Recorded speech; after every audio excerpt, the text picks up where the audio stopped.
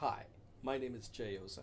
I teach, mentor, and coach people on public speaking so that they can give winning high stakes speeches, whether it's one on one in a job interview, or in front of a small group at a business or sales meeting, or before a large audience at a conference. Today I want to give a tip to sales executives.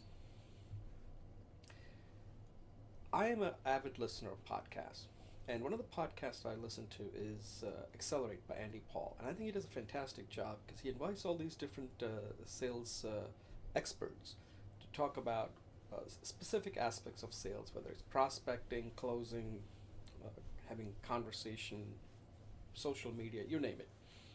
You get a very broad understanding of what the current state of the art is in selling.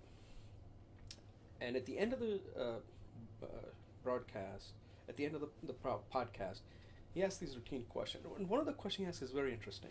He asks the sales expert or the guest, what would you do in the first week if you brought in to turn around a sales organization? Something of that nature.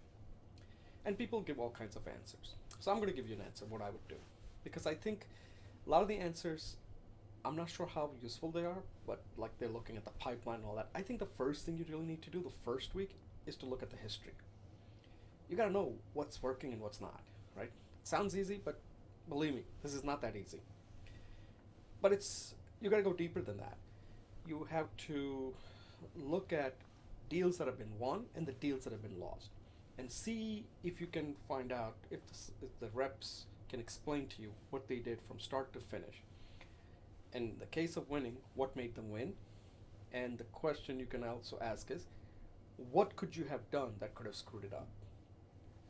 Like, what are some of the advice that you could have gotten that could have screwed up this deal?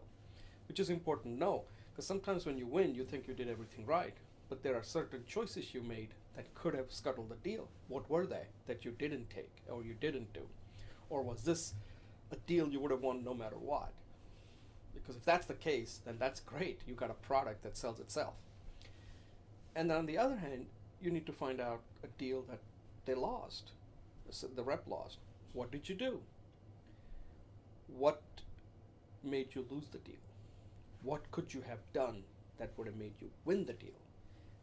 The rep has to know that. If the rep doesn't know that, then he's flying blind in every single sales opportunity. He's not even analyzing what's working and what's not working. So you cannot have a rep making the same mistake. Now, here's where it gets tricky.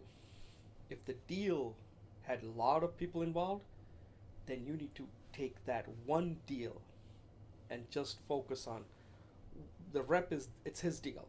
What did he do? Find out. Who are the people he worked with? You got to talk to them related to the deal and interview them and say, not as a way to get rid of people, but this is for learning, right? And then at some point, bring everybody together and say, this is what I've learned. Let's see. Do we all agree? Is this what happened? Is this what happened? Now, sometimes that could be tricky because you don't want to pit one against the other, especially when the deal went south. So you don't want to do it when a deal failed. When the deal failed, you're going to have to make the call on what you think. Because once you know why a deal was won that was complex and another deal that was lost, the lost part only you're going to know. Because by bringing everybody together and rehashing a lost deal may not be a good idea.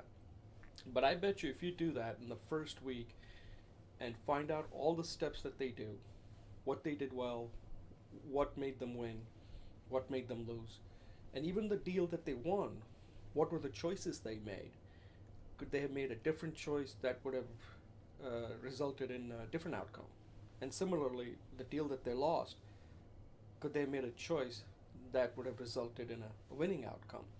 And I think if you have this history, then you will be in a better position to know what's the thing to do moving forward.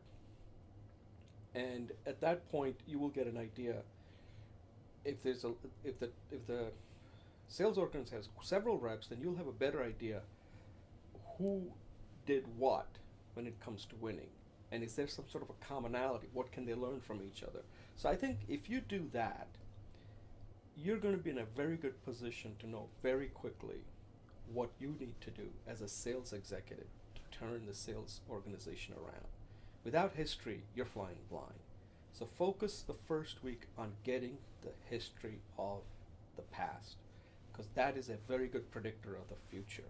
People cannot change on a fly, and you don't want to change things the way the salespeople are doing. It's not going to happen.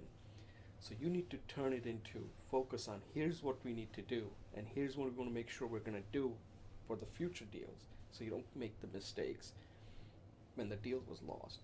And it could be that the deal was lost at the very end. You were in a very competitive, which is good to know that hey, you were in it, but what prevented you from going across the line and winning the deal? So this is what I suggest if you're an executive to do the first week. It's time consuming, it's going to be painful, but you got to do it. You've been brought in to turn this sales organization around. And I bet you if you do it, you will know more than anybody on what the team as a whole is doing well and what they need to work on. And then you can put together a plan that will result in the outcome that the CEO is looking for. Okay? Think about it and let me know what you would do. And thank you for watching and good luck.